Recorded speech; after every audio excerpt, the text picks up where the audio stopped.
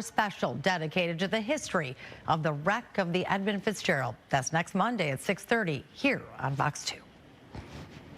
The Edge at 11 starts now.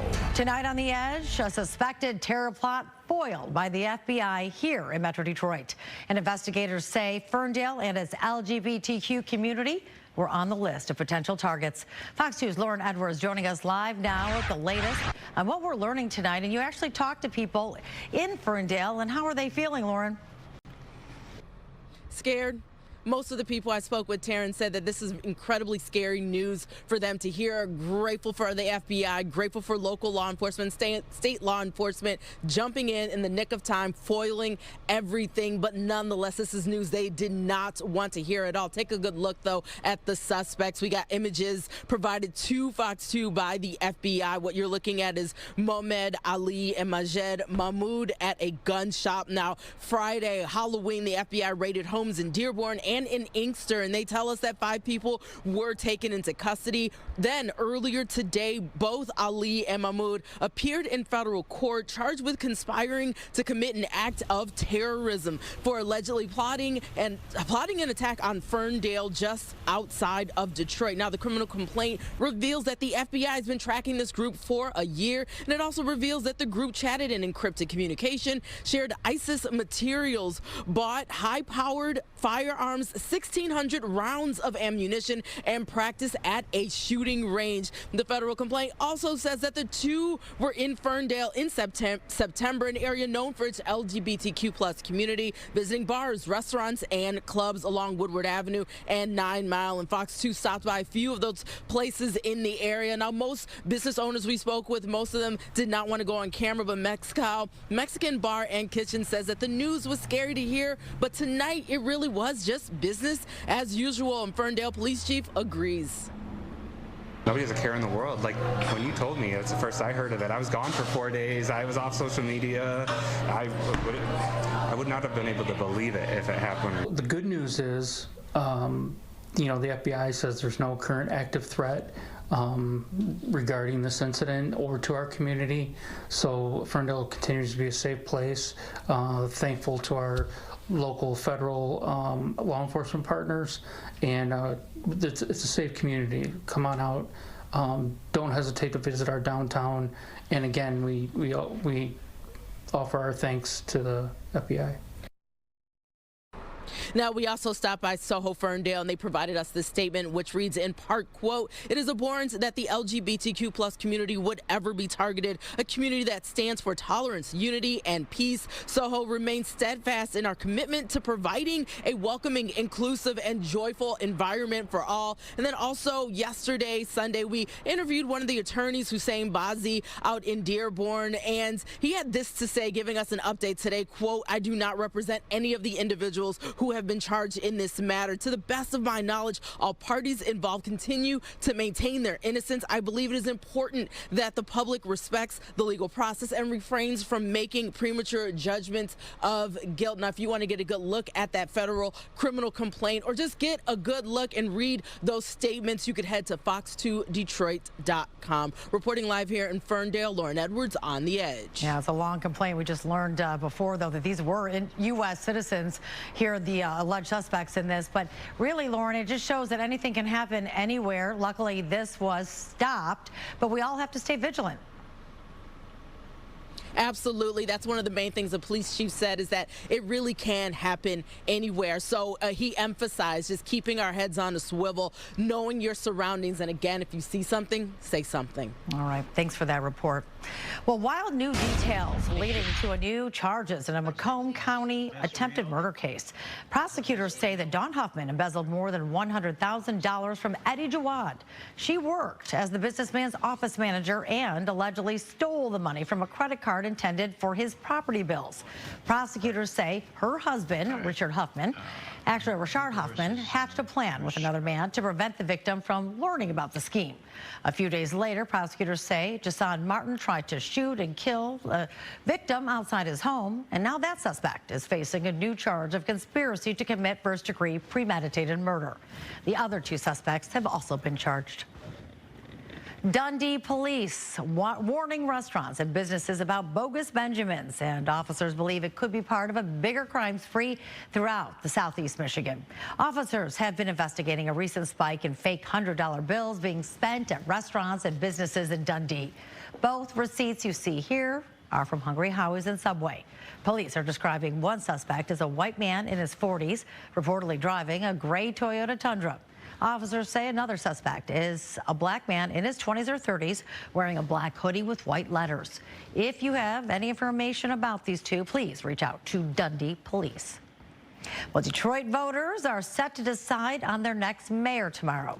It will either be City Council President Mary Sheffield or Triumph Church Pastor Solomon Kinloch. Tonight, we're getting a closer look at how that new mayor might connect with the new city council once they take office. Fox News' Dave Kitchen is tackling that for us tonight. He's joining us live here now with more. What did you learn, Dave?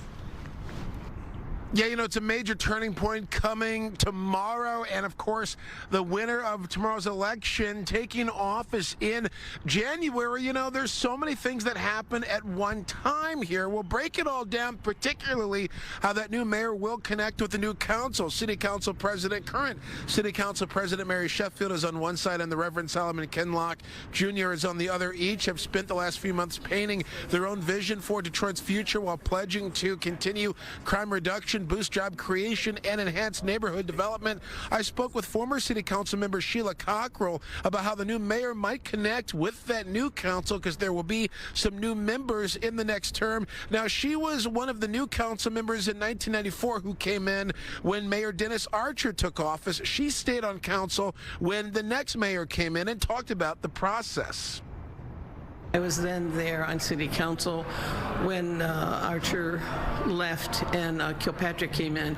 And one of the things that I saw very early is that new mayors need to be very clear that they need to take their time and learn the ropes, because really at the end of the day, job number one is to figure out how your administration works. And to put it in a nutshell, you need to give yourself the time to figure out where the bathrooms are on the 11th floor before you start making pronouncements about changes or things you're going to do.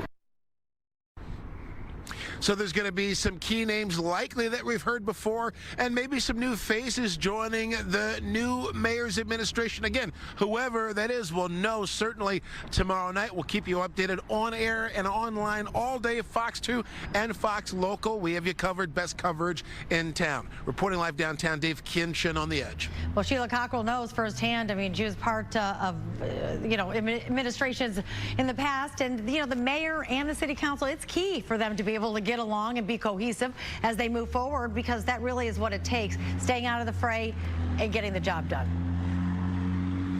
Yeah, particularly when you look at how some would say historic it's been that this current city council has gotten along with Mayor Duggan very well, famously well.